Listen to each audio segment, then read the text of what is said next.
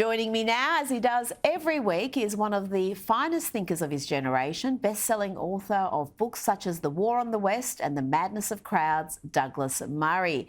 Douglas, let's start with the biggest story in the world today. This morning, Australians woke up to the news that Donald Trump has been indicted. Manhattan District Attorney Alvin Bragg's marathon and highly politicised investigation into the former president has been widely condemned by Republicans, including Governor Ron DeSantis. Douglas, we knew this was coming, but it was still somewhat of a shock this morning. As you wrote last week, the truth is you don't need to be a fan of Donald Trump to recognise that the charges are cooked up. Yes, the charges, we believe, are in relation to a hush payment to the adult film star Stormy Daniels ahead of the last the 2016 American election.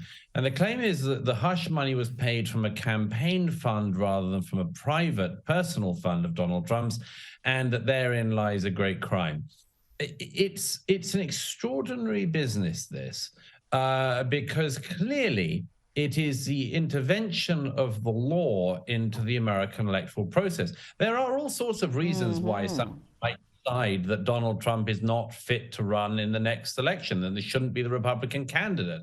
I myself think that refusing to accept the results of the 2020 election should make him effectively unelectable for the next run.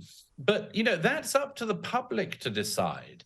And what's clear from this judicial hounding of him is that it's been decided that something he's done which nobody else will be pursued over should be the stick to beat him with and beat him out of the running for the 2024 presidential election. I think it's very dangerous, Rita, as I mentioned before. It's very dangerous because this is effectively trying to do democracy, not through the ballot box, but through the system of the legal system. And I think there's one other thing, which is this. Donald Trump will be quite happy about this. It's already been widely briefed out that he is. He'll be quite happy about this because he has been hounded since the moment he entered office in 2016 by a sort of deep state subterfuge that's always trying to get him out. He will present this as being simply the latest example of that. All of his Republican contenders who are running against him will have to spend all their time talking about Donald Trump, which will not upset him at all.